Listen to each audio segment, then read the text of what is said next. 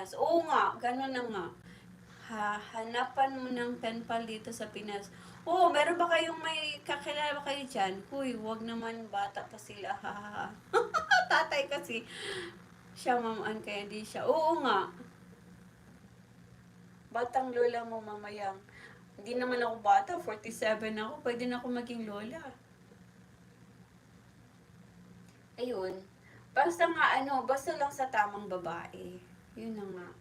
Pero, yun, dito kasi, pag nag-18 na sila, di ba? Bahala na sila sa buhay nila. Pero, pinay ako eh. Kaya, meron pa rin akong say. Ayusin niyo yan. Baby no more talaga mamaya. Yes, Sarah May. Yeah. Nagkukulog dito. Ay, ganun ba na ulan na dyan? Mamila ka mamayang, wag naman. Oo, mamila na ako soon. Na ako'y kailaman, ha ha ha, joke lang. Anjo. Mas mahappy na ka og makakita na ka sa imong apo kung kinsa liwat. Yes, o diva. Pero wag na muna. Maganda yung matapos muna silang mag-aral. Gagawa ka ng maraming apo na puro babae. Oo! Kaya, pagka meron akong apo, lalo na't babae na, akin na. Hindi ko na isusoli sa kanila.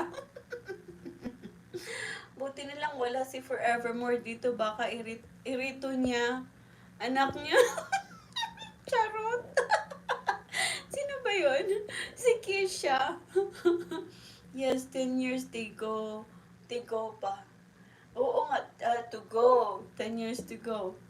O, diba, yung mga matapos mo na sila mag-aral, so bahala na sila mag-anak, ganun. Yun lang yung kwento kay Yoshi. Hoy, diva, matapos, sa'yo na, tapos maglayas na sila, ha, ha, ha. Oo. Sabi ko nga kay Dave, sabi ko rin kay Dave, uy, baka meron kang, sabi ko sa kanya, baka meron kang, yung bagong baby dyan, sa tabi-tabi. Huwag ka mag-alala, pagka babae, bigay mo sa akin. Tumawa si Dave, sabi niya, luka-luka ka talaga. Nanonood yun. Si Mayang sa anak ni Mars. Yeah, no, oy, no, tayo doon kay Forevermore na anak na. Saban, baka mabudol na naman tayo noon. Ay, naku po. Hindi po naulan, nakulog lang gawa ng Mount Taal. Ay! Hoy, bakit pumuputok ba ang Mount Taal? Ha? Kumukulog na dito sa amin. Ay, ganun ba? Joke na sa niya si Sir Dave. Oo, joke